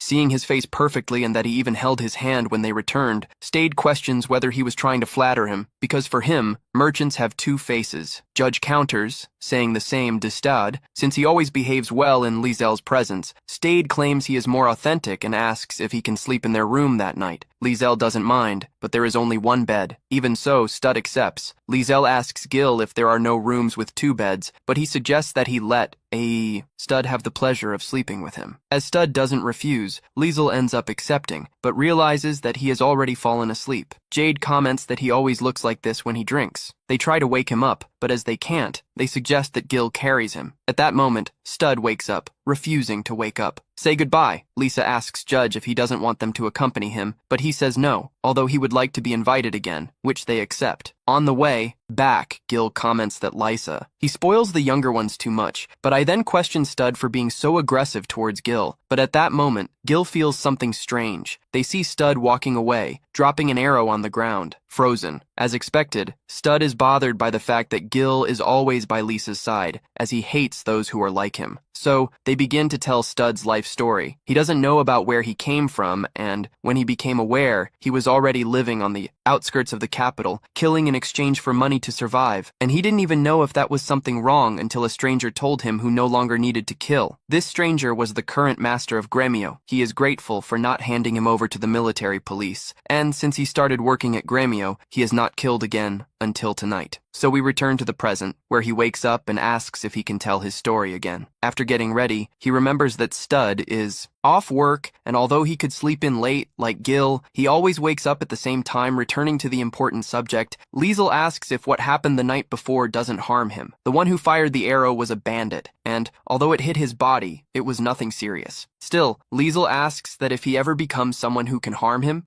that he doesn't do anything on his own, because he can take care of himself. And he also tended to study so as not to cause problems, although for Liesel, losing his studies would be a problem. The student understands and decides not to cause any problems for anyone. Then he proposes that they go have breakfast together. He accepts, and we see them arriving at the little lady's restaurant. She welcomes them with familiarity, offering the breakfast on the house. While talking, he notices Stud and his Gremio uniform, confirming that Liesel is truly an adventurer. After eating, they talk a little. At that moment, Stud feels the Gil's presence approaching and decides that it's time to go. He comments that the men from the previous night were certainly after Liesel, so he should be careful when opening the door. He comes face to face with the dark-skinned Gil, who acts normally, but before Stud leaves, he asks him to stop saying they look alike and to protect Liesel with his own life. After that, the protagonists walk through the city. Gil talks about what happened the night before and how it is probably linked to the bandits. Liesel agrees, as she noticed that the arrow was similar. Confused, tries to understand why he would be the target if the considerate weak. Gil suggests that perhaps it is revenge for having shot one of them previously. He mentions that there was someone of a much higher rank among them. Lizelle assumes that they used their own arrows on purpose to make it clear that they were bandits, but he still doesn't understand the objective, as he doesn't believe they hate him or want to kill him. Gil says the answer is obvious. They want to make him seem so confident, although they failed to attack him directly. Back at Gremio, they analyze the available jobs, including one related to a theater company. While checking the details, the redhead returns. Lizelle asks the same question as before. He introduces himself again, changing his approach, but he still doesn't convince, and Lizelle rejects him without discussion. 11 leaves, leaving them confused. Leaving that aside, Gil asks if Lizelle will accept the job, and he answers yes. Questioning if Gil doesn't want, Gil says no, but upon noticing Stud's cold look, he doesn't have choose. So they arrive at a cart and find the director.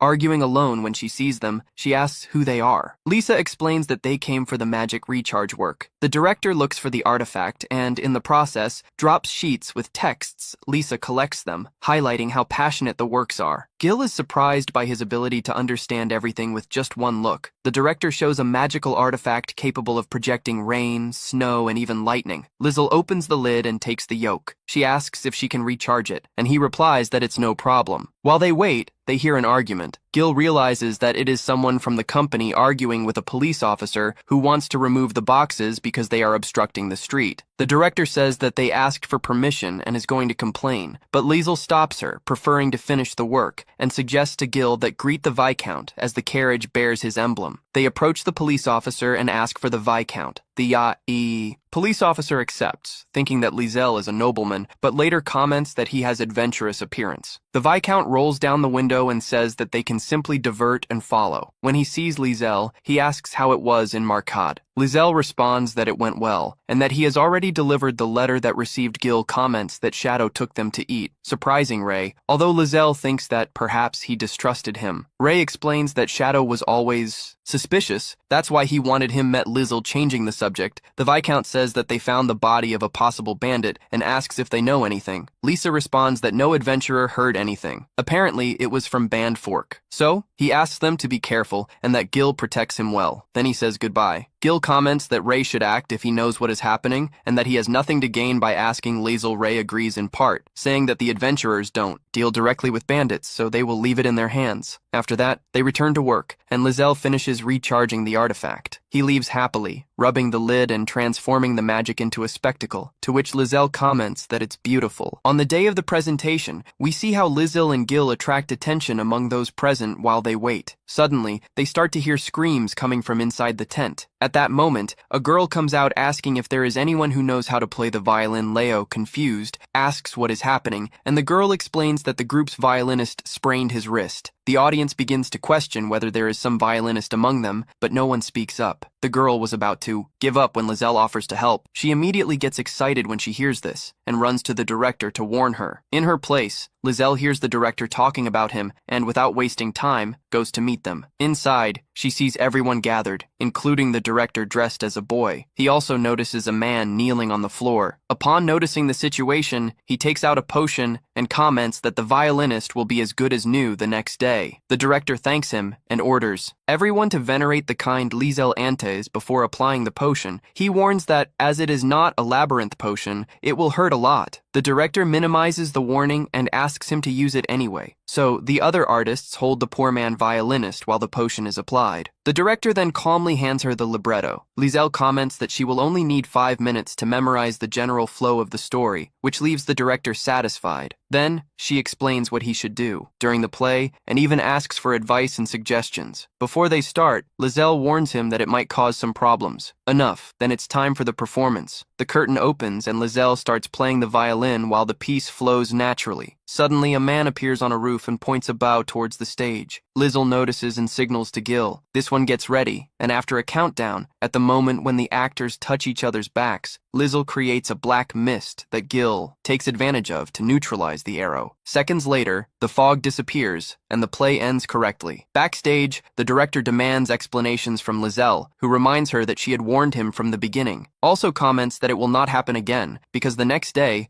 The violinist will now be able to resume his place. The director recognizes that he is right and thanks him for saving everyone. After that, the protagonists leave, and Gil complains about him offering himself, even though he knew they were after him, but he asks if it was worth it. Helping Liesel says yes, although he would have liked to rehearse more. Changing the subject, they talk about the man with the arrow, and Gil suggests resolve it as soon as possible. Liesel doesn't promise anything, as she finds it interesting not knowing what will happen. Then, a few days pass, and while they are having breakfast, Liesel shows curiosity about what they will do next. Gil then comments that the boy who wants to join the group is, in fact, a bandit, something that Liesel already seemed to know. Gil suggests capturing him and forcing him to confess, and Liesel notices that he is getting irritated. He comments that perhaps that same day the boy will try to convince them again, and that they can take advantage of the opportunity. However, everything will depend on the boy himself, as it would be a problem if he lost his temper and hurt someone close to him. They make it clear that if he attacks George or Stuart, they will be really furious, which awakens the Dill's interest. Finally, Liesel mentions that 11 is not just any member of the gang, but the leader himself. Next, we see 11 walking through the city, while saying that since small, he always liked strong emotions when fighting. Monsters that almost devoured him, he just laughed, saying that he had almost been caught. Over time, he discovered the existence of the adventurers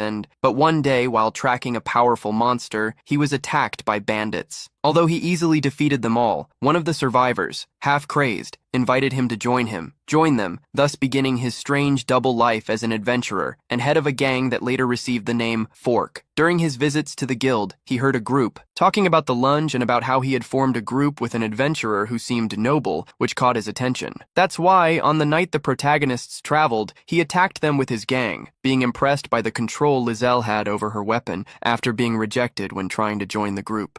He tried to attack them again, but Liesel neutralized the arrow. Even so, he continued to observe us in the following days, including during the play. As we know, none of his plans worked out. Back to the present, the protagonists leave the establishment while 11 watches them from afar, asking if she will be able to join them this time. He introduces himself again, and unexpectedly, Liesel neither rejects nor accepts it. She just invites him to talk privately. Alone, Liesel says she already confirmed everything, and asks him what he thought about facing him. 11 laughs and asks how he found out. Liesel reveals that she suspected from the beginning, as it seemed obvious that he wanted to join the group for those reasons, and also because he apparently mentioned it during the theatrical presentation. After all, the only people who knew he was playing were the company members, the audience who were sitting closer, and the attackers themselves. Even so, upon realizing that, Liesel invited him to talk in private. 11 comments that he is too confident, even though he has an escort by his side. Liesel clarifies that Gil is not his escort, but rather his companion, and adds that he had already realized everything a long time ago, even since the first time they saw each other. After all, 11 has a forked tongue, which gave him away more than he imagined. Asks if he intends to hand him over. Liesel replies no, that it makes no difference to him, but makes it clear that he will not tolerate him attacking his companions. Upon hearing this, 11 becomes indignant. The simple fact of not being considered important infuriates him deeply, and that's why he tries to attack by surprise. However, both Gil and Astute react immediately to protect Liesel. Gil immobilizes with all her strength, preventing any sudden movement. While this is happening, Liesel asks Astute which of the two would be faster. The receptionist admits that at the moment, 11 is faster, but also states that he wouldn't lose easily. While listening to the conversation, 11 faces Liesel defiantly and demands that he say who he wants to attack. He lets out a slight sigh and comments that he is still very young, confusing the adrenaline of fear with pleasure. Observing him fixedly, she assumes that this happens because he has not yet known true terror. That moment, for a few seconds, 11 feels a deep shiver, loses the strength in her hands, lets go. His dagger falls and begins to shake. Seeing him in that state, Lisa raises his face and explains that fear is linked to self-control and that, as he still doesn't have it, even though he knows how to differentiate right from, if you do something wrong, you won't understand why you should behave properly. Holding his chin with her fingers and giving him a penetrating look, Lisa warns him that if he does something he shouldn't, he will actually make him angry. After that, 11 falls on the table completely without strength. Stuart asks Liesel if they will arrest him, but the protagonist replies no, At that moment, they hear 11 start to cry. Calmly, Lizelle asks him to calm down and take a deep breath. Then, the scene changes to George, who was reviewing the products in his store. When Myeong-seen, he checks the list. He notices that 3 items from the labyrinths are missing. However, as nothing seems out of place, he rules out the theft hypothesis. Still, apprehensive, he comments that he might need to go complain to the guild. On a new day, Lizel and Gil go to Judge's store so he can evaluate a product. But when they arrive, they see that the store is closed. They were about to leave when at that moment the Judge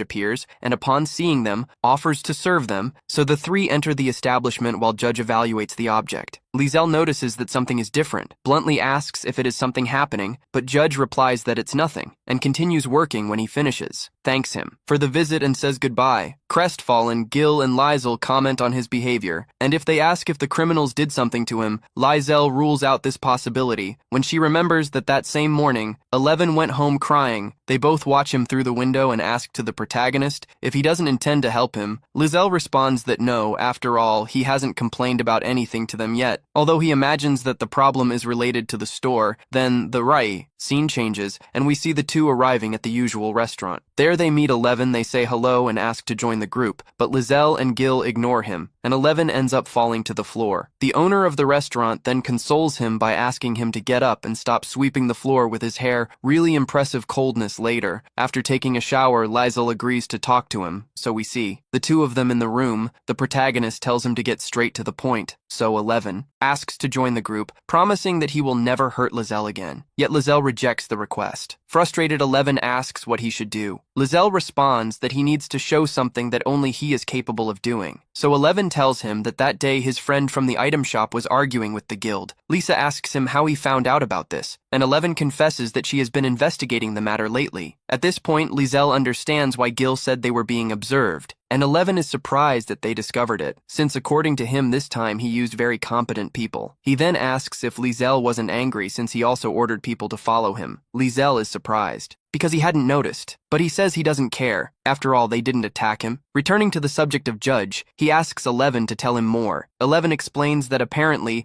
a guild employee who Judge hired stole several objects from labyrinths and the guild refuses to take responsibility, even calling Judge a liar after that, and asking if the information was useful. Protagonist thinks a little and comments that, as 11 is a leader of bandits, perhaps it would be better to prevent him from joining the group, in which case 11 promises to abandon his position. Apparently he is really decided, but Lizel says he can't allow that because it could cause chaos. So the boy says in that case he will kill the bandits. Obviously, this solution doesn't please the protagonist either. As a last option, 11 suggests poisoning them. Lizel discards the idea as he is the only snake type in the region, and everyone would suspect him upon hearing this. Giselle asks if he really said that it could poison them, because if it's true, it means that it can secrete poison through the channels in its mouth. Open your mouth and release some poison. 11 obeys, and Lizelle, without hesitation, drinks the poison. In a few seconds, he feels several parts of his body go numb. Worried, 11 hands him a potion. After the danger passes, he scolds him for being so reckless. Seeing his reaction, Lizelle asks if he was worried about him, and 11 replies, yes. But Lizelle remembers that he promised not to hurt him again when she hears this. 11 can't believe that Lisa actually trusted him. Angry, he runs to Gil's room and knocks on the door to complain that he raised him very badly. Gil, he simply ignores him and closes the door in his face at night. The 3 get together to talk about Judge 11. He says that the stolen objects are worth about a gold coin. Suspicious Gil asks how he knows all this. 11 responds that it was pure coincidence, and changing the subject proposes an agile fight, which is accepted. As long as 11 can last 5 minutes leaving it aside, Lizelle asks why they stole those objects instead of the more valuable ones. He imagines it's because it would draw less attention, and 11 confirms saying that it would also be easier to sell without leaving a trace on the market. After that, Lizel suggests that the next day they accept a job, so we see the 3 of them in the guild between available missions. One appears that asks to obtain the core of a white golem. Lizel accepts the mission out of pure curiosity and goes to the reception to register it when she sees him acting. So carelessness, 11 complains to Gil about me too badly. He says he can't allow Lizel to choose a job knowing it's dangerous. Gil makes it clear that it's none of his business, but 11. He answers, yes, after all, he doesn't want them to do that kind of thing when he joins the group. Upon hearing this, Gil gives him a withering look after waiting for a while. Lizelle comes back, and together they leave. To complete the mission at the entrance to the city, we see several groups of adventurers gathered while waiting. They talk a little when the transport arrives. They all huddle together trying to occupy the smallest possible space in the carriage to travel. Our protagonists observe the situation and ask the owner to travel in the upper part, so they continue their journey, enjoying the landscape, feeling a little discomfort. Liesel takes out some pillows made from ghost wolf skin and hands them to both of them. After a while, Lizelle asks if they are close to arriving, yet Gil responds yes. But in that moment, he feels the presence of some monsters approaching in the distance. They see 3 running birds. Lizelle prepares to defeat them, but before going down to ask the other adventurers if there are any material they want to obtain, they respond that otherwise. Lizelle takes his gun and shoots at the monsters, instantly defeating 2 of them, leaving only 1 left. He aims with precision and fires another bullet that passes through the monster. After the fight, Lizelle feels a slight dizziness. Gil worries, and 11 also offers him a chocolate. Lizelle thanks him, but when she was about to catch him, 11 pushes the candy away and asks him to open his mouth. Lizelle understands what he means, so she closes her eyes and accepts. Then 11 massages his hand to help control the dizziness. Protagonist thanks him and recognizes that 11 is a good boy. After a while, we see the 3 inside the maze as they walk. 11 notices a smooth trap and steps on it on purpose, making with which 11 almost falls. He complains, saying that he warned him before. Lizelle apologizes, but explains that he just wanted to find out what kind of trap it was. While they argue, 2 monsters appear before them, and 11 asks to face him alone. So Gil and Liesel watch as he fights in a very peculiar way after defeating the monsters. They continue advancing until they reach a room. Gil opens the door, and inside it they find several white golems. Liesel decides to test something and takes out her gun. 11 reminds him that golems are immune to magic. Even so, Lisa fires it, and the bullet passes through the body of the golem, leaving 11 impressed. Then the protagonist explains that golems do not receive damage from magic because their core absorbs the energy of the attack, but in the case of his rifle, the magical energy, it doesn't stay in the golem's body. It passes through it completely and continues on its way, so it defeats the first golem easily. Now it's Gil's turn to wield his sword and cut a golem in half. By last 11 uses her agility to make the golem lose its balance, and when it becomes defenseless, it throws a grenade that explodes the creature's entire chest. After that, they collect the cores excitedly. 11 suggests that they go after the next objective. Liesel and Gil just stare at him, asking if that mission wasn't theirs. After a few hours, they return to the surface as there is still time, for the next carriage arrives and takes him. Asks to fight against Gil, who reluctantly accepts when they are ready. Liesel gives the signal to start immediately, and 11 goes on the attack. Gil blocks the blow without even flinching and asks him to avoid attacking the neck, otherwise he won't be able to contain himself. Lizelle watches the fight while eating some sweets that 11 had given her at that moment. Other adventurers also come out of the maze, and the first thing that comes is the 2 of them fighting. Lizelle apologizes because they are taking up so much space and offers some sweets so that they can also wait there when an adventurer was about to get a dagger passes between the 2. 11 complains to Liesel about offer them so easily, but Gil silences him with a blow as a form of apology. Liesel gives the adventurer some puppet ribbons. The man is surprised and accepts with joy. After that, 11 continues to be irritated with Liesel. The protagonist admits that he is to blame and recognizes that it was rude to share the sweets he gave her, so he offers a chocolate and puts it directly in the 11's mouth. Then Lisa asks Gil if 11 managed to resist the 5 minutes. Gil replies yes, and that she still had time to pay attention to him during the fight, so Lizelle does a cuddle with 11, something he appreciates, although he tries to hide it after a while waiting. The carriage finally arrives, and the 3 of them return to the city together. Back at the guild, Lisa appears to receive the reward for her work. At that moment, the studio comments that they have already investigated what he had asked for. When he returns to talk to the others, 11 asks why he took so long talking to the Liesel studio, then confesses that she had asked him for a small favor. As he says this, he takes out some money and hands it to 11 as part of the payment, but 11 refuses, making it clear that she didn't do it for money. Even so, Liesel insists that he accepts, and in the end, 11 ends up accepting. Later, Liesel enters the bar as usual and asks to speak to the bartender. He agrees to talk in exchange for some coins. So, Liesel asks if he saw a group of people with a suitcase who used to go there and use the private room once a month. The bartender responds that he saw a group like that a month ago, at exactly the same time. Just at that moment, a man enters the place and goes straight to the private room. Minutes later, someone else involved arrives carrying a suitcase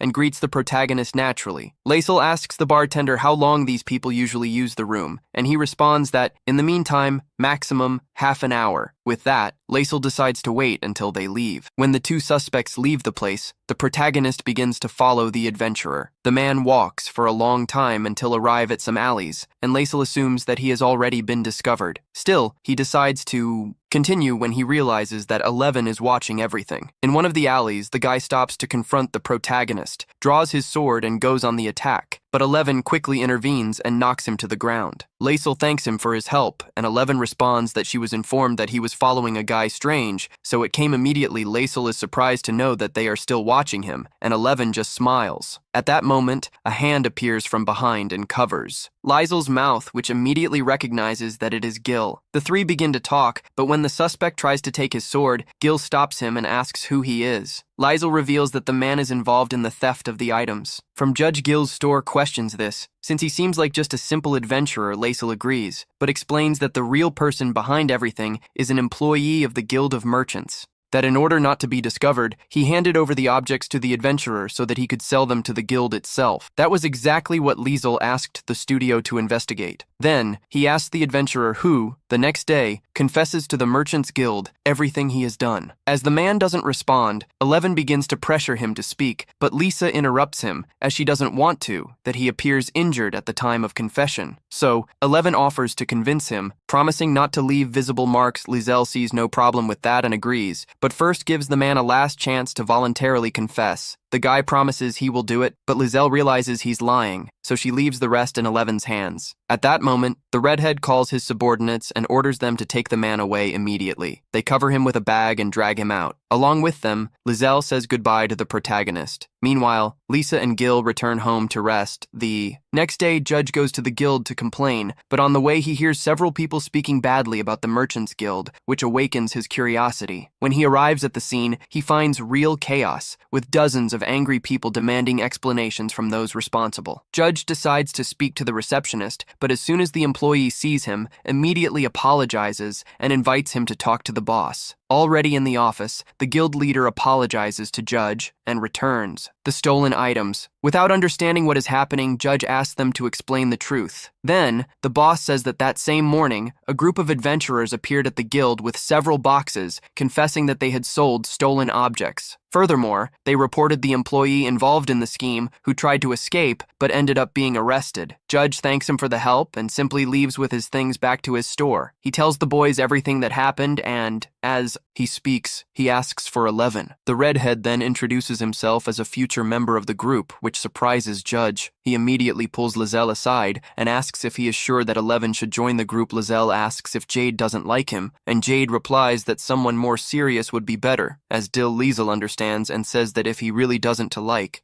then you won't accept him. This seems unfair to 11, who immediately approaches Jade to confront him. Poor Jade is intimidated and asks Laisel for help, but he is distracted looking some objects. To get rid of the situation, he tells 11 to go ask Stu. 11 doesn't question and immediately goes to Gremio. Even Laisel is surprised that he really went. But, leaving that aside, he asks Judge if there isn't a guild of merchants in Marquis. Bud replies no, because as it's an autonomous city, the lord of the region directly supervises the stores. So, Laisel asks if the gentleman in question is registered with a guild, and Judge confirms that he is. After all, trade involves negotiations with different countries. Upon learning this, Laisel confesses that sent a letter saying that he was depressed and that he wanted to invite him out for something to eat to cheer him up, but now he is sure that he will see the connection with that incident. This makes Josh a little dejected. Then, Laisel asks if she did something wrong. Josh says no. In fact, knowing that Laisel worried about him makes him very happy. Gil watches everything carefully and wonders if Laisel doesn't, realizes the risk, because that old man loves his grandson, and if he finds out what happened, he could end up leaving Gremio, and it would cause a big problem. On a new day, Laisel goes out to have tea and notices a man observing him. Then, he assumes that he is one of 11's subordinates and invites him to sit with him. The man approaches but sits at another table. The two talk for a while, and Laisel is grateful for having him. Watched that night. Then, he asks him to tell him some things about his boss. The man hesitates, as he fears that this could harm his chances of joining the group and that 11 will kill him. Laisel, he reassures him, and just asks him to tell her how 11 is usually like. Normally, the man says that lately he has been 11 happier, and even uses him as an escort. Lizelle is surprised by how much he knows about 11, and the man explains that he has known him since he joined his gang. Upon hearing this, Lizelle understands that there are disposable members and a select group that is not. After this conversation, Lizelle asks him to tell 11 to meet him the next day, and before leaving, takes a sip of his soda.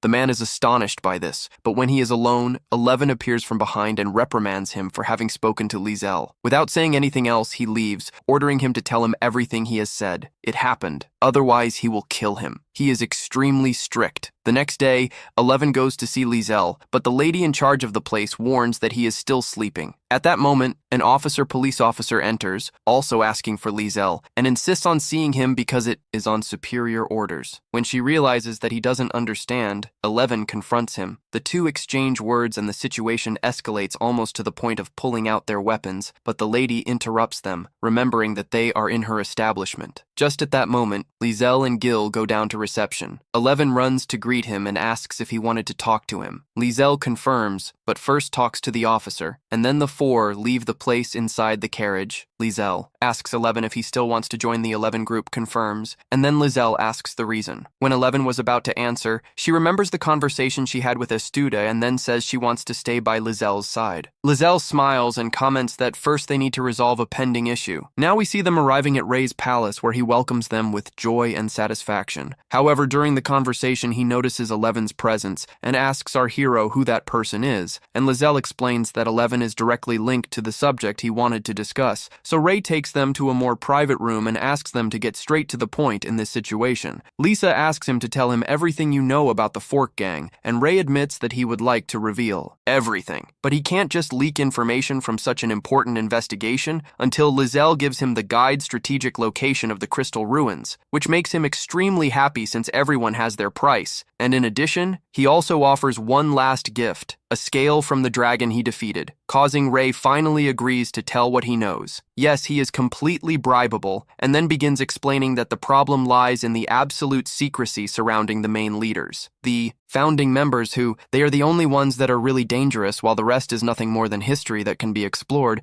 11 hears everything and agrees. So Lizelle asks about the leader of the group and Ray describes him based on the little information available, saying that he is a man with red hair, which makes Lizelle question if he looks like someone she knows, but Ray responds that he doesn't know for sure and asks if he discovered something, so Lizelle reveals that they probably found him during the disturbances at the Merchants Guild, where he had very striking reddish-brown hair, and based on that he asks about the accomplice adventurers, to which Ray responds that the Adventurers Guild handed them over to him the night before. Lizelle states that they are members of the Fork Gang, and Ray questions how he knows, receiving as a response that the hero remembers the attack he suffered, which arouses his curiosity and makes him ask when this happened, and Lizelle explains that it was during the return of Marcotte, but they naturally lost the battle in turn. 11 believes that Ray's assistants must already be re-educating the captured adventurers, and we see the four torturing the prisoners to make them confess that they belong to the Fork Gang.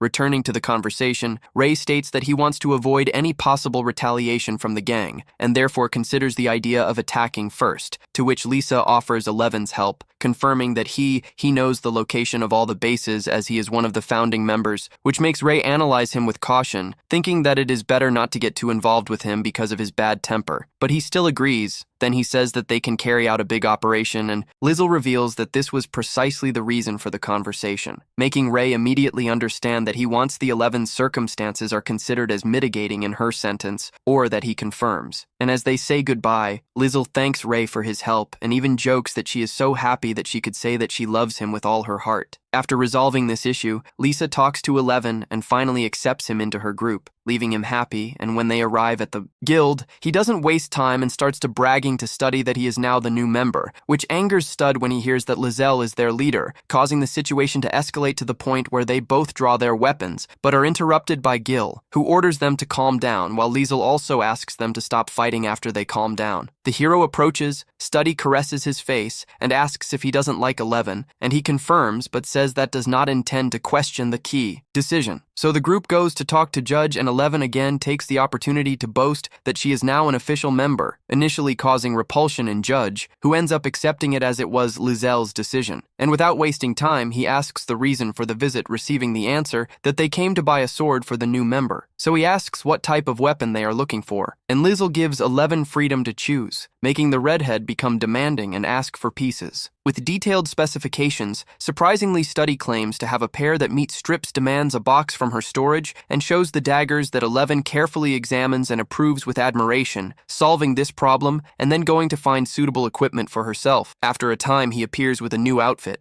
being praised by Lysel, who says that now he really looks like an adventurer, while Gil finds the look too flashy, leading 11 to laugh and say that at least he's not wearing black, which angers Gil, who ends up throwing a fork at him during all this. 11 says he would like to go to a dangerous place to test his new equipment, in which case Laser suggests going to the guild to looking for a maze. However, they clarify that in this group everyone can suggest a place to go, since after all they are a group. After clarifying this, Lisa suggests that they hurry up when they leave. 11 asks Gil if Liesel is really just a simple adventurer, or if he will tell him the truth one day. The black-haired one replies that Liesel will do it when necessary, or maybe he simply forgot the subject without saying anything else. He accompanies our hero now at the Adventurers Guild. 11 shows off his new clothes for Study before he gives his opinion. He asks Lizelle if she had a hand in the choice, and 11 denies it, so Study says he looks ridiculous. Meanwhile, our hero and Gil were looking at the available orders. 11 approaches them, so our hero asks him to choose one, and 11 comments that she would like to try a difficult mission. In that case, Gil recommends attacking a group of elementals. The redhead refuses, claiming that physical attacks do not affect them, and that way they could end up burning themselves. Liesel ignores this and ends up choosing a mission for him. Now we see them inside the labyrinth, and the mission is to collect living water elements. For this reason, Lizelle takes a common bottle that she will use to capture them. However, they venture deeper while talking. They found a fire elemental. Lizelle feels disappointed and eliminates it with a shot when she sees this. 11 asks how they defeat him without magic. Lizelle explains that there are swords that repel magic, and fortunately, Judge's swords are among them. After a period of on the walk, they encounter a water elemental. Lizelle is distracted for a moment, but Gil saves him. 11 analyzes the situation and asks our hero for the bottle, and immediately runs to capture the elemental. However, all the liquid he collects disappears. Lisa confirms what he feared. Everything turns into mana. Then it occurs to him that the problem could be solved by creating a core similar to the original. In this way, he concentrates magic in his hand and creates a magic stone, after which he asks 11 to try to capture him, and he does so. He finally manages to keep the water inside the flask. The hero asks in surprise how he did it, and Liza explains that she gave the characteristics of water to a magical crystal and turned it into a false nucleus. Otherwise, he would dissipate. Despite all this, Gil raises the possibility that he could dissipate when leaving the maze, so Lizelle comments that if that happens, the mission will unfortunately fail. But after completing the mission, Gil suggests that they will defeat the boss in a scene change.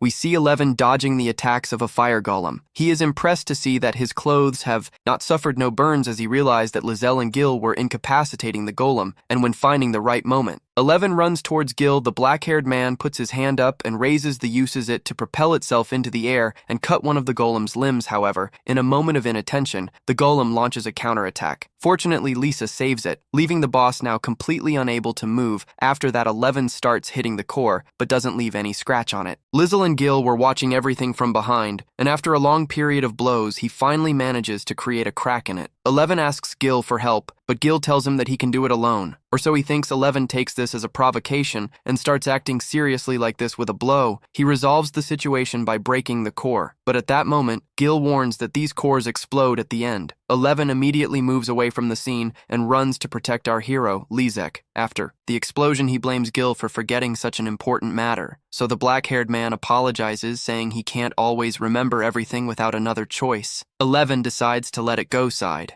Lizelle drops out of his arms, but he pulls her hair. Lizelle apologizes and explains that when 11 covered him, he suddenly saw his hair and didn't want it to burn. 11 accepts his request to apologizes and asks about the boss's loot. When he turns around, he sees many high-level fire magic crystals that naturally they plan to take at night. Our group returns to the city, and when they split up, 11 remains looking at Alicel, promising that next time he will also protect him, and in return he will ask for something of value. On a new day, our small group was walking around the city when suddenly he hears the sound of bells, and 11 realizes that he is confused. so he asks what happened. Liesel replies that she heard bells ringing in his ear. We then shift scenes to study Judge, evaluating some precious stones, leaving him impressed with the quality of each one, including a firestone. The witch leads him to ask if they came from a boss study confirms, explaining that they came from the Garden of Spirits, and that he received them because they were left over. Given this, Jade asks if Liesel was injured, but he assures her that he wasn't, also stating that if those two talented people allowed him to get hurt, they wouldn't deserve to live, which makes Liesel relieved. After that, they continue their work, and the scene changes again to Mr. Ray, who has just returned home after several days decorating people. Already in the hall, his butler asks about the proposal to grant him a greater title, but Ray responds that it was cancelled out of consideration for the knights and that he didn't intend to accept either. The butler considers this normal, as knights value lineage and talent a lot, and Ray admits that differences of principle are inevitable, remembering that same day, a certain marquis reprimanded him for not informing him about the discovery of the bandits' guard. But he cannot reveal where he got the information from, as the knights are the light of the kingdom and should not carry that weight. Then he asks the butler about the interrogation, who responds that the leader has already confessed everything, making Ray recognize that Liza handled everything perfectly. Still, Ray complains that all the nobles always try to find wives for him, and the butler comments that this is expected, since some would even accept being second wives. Even so, Ray is dissatisfied, as he already has an heir and would only accept marrying again with someone better than his deceased wife.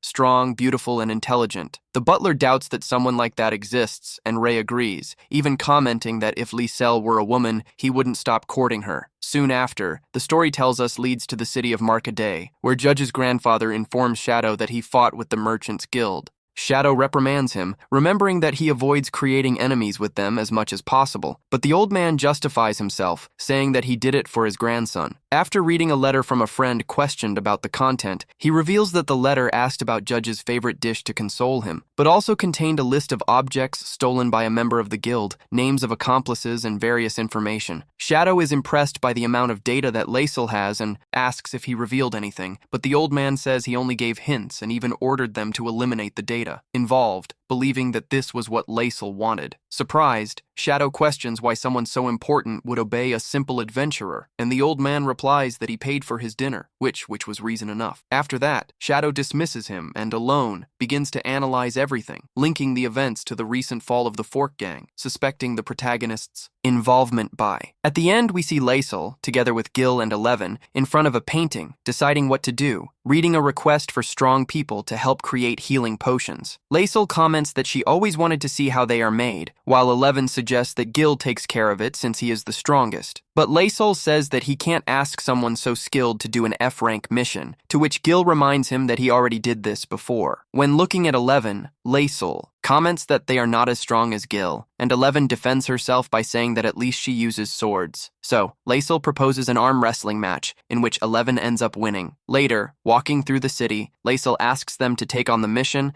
and at the entrance they meet Mead, who is impressed by the protagonist's beauty. Presents himself as a potion maker, and also claims to like calm, intelligent men with pretty faces. Yes, this girl is a bit demanding, but coincidentally, our protagonist fulfills all requirements, so she immediately asks him to marry her. Upon hearing this, he and Eleven simply turn around to leave, but an employee appears and, upon seeing them, comments that they don't need anything. Someone with an S rank, to which Liesel responds that it is an E rank. The employee says he will not pay more than announced, apologizes for what happened, and lets them in. Already inside, Medi explains that they need help grinding magical crystals, and Eleven tries to turn the mill but has difficulty, until Gil approaches and makes it turn without any effort, starting a curious conversation where they praise his strength. Medi says that he just needs to keep placing the crystals, but Lisa observes that if Gil can do everything alone, he and Eleven are left to spare. So she asks if they can help with anything else Medi questions if they are good at calculations, since she is terrible, and when handing over a sheet, Lisa admits that she doesn't understand anything, but says she will do whatever is necessary Medi if animates, imagining Lisa with glasses writing with a pen, while the protagonist asks Eleven to help with deliveries, with Medi's permission, who accepts Lizelle guarantees that Eleven can cope with any problem, and Medi reveals that recently there have been many thefts of potions during deliveries, including an attempt on them, which is why they are unable to mass produce when listening. This Lizelle trusts that Eleven will handle it, and he leaves with a delivery. Later, when he returns, he finds an unusual scene, Lizelle wearing glasses. as an office manager, confused, asks what is happening. And Lizelle explains that, according to Mehdi, this increases motivation and productivity. And apparently it works, as he looks even more professional, leaving Eleven clearly bothered. He goes to complain to Mehdi for staring at Lizelle too much. Without a filter, she says that Liesel with glasses is seductive and exactly her type. Then they ask Eleven what his type is, and he responds that he likes someone feminine. When Mehdi tries to proclaim herself as a candidate, Eleven immediately cuts her off, but she goes into dangerous mode and says that she will take away that innocent face from him, making Eleven explode and order her to stop, creating true emotional chaos worthy of a soap opera. Later, as they walk through the city, Lisa hears mysterious rattles again, but no one else hears nothing. Eleven even tries to take his earrings off, thinking they might be the cause, but Lisa stops him, and suddenly, an intense wave of magic hits him, making him faint for a few seconds. While a portal appears behind him, there appears none other than his father, who says they can't get him yet, but asks him to wait, as the kingdom is worthless without him. Meanwhile, Lizelle, calmly, comments that he is enjoying the life of an adventurer and that he has done good friends, although his father describes his companions as someone who looks like a protector and someone who looks like a leader of bandits, which honestly isn't wrong. The portal then closes and the group makes their way to a village, where a guard, Velicel, is frightened by his refined appearance and mistakes him for a nobleman. Lizelle says he is a tourist, but soon corrects it by stating that he is just an adventurer, showing all his your humility. And so we continue, ending with that typical relaxed atmosphere.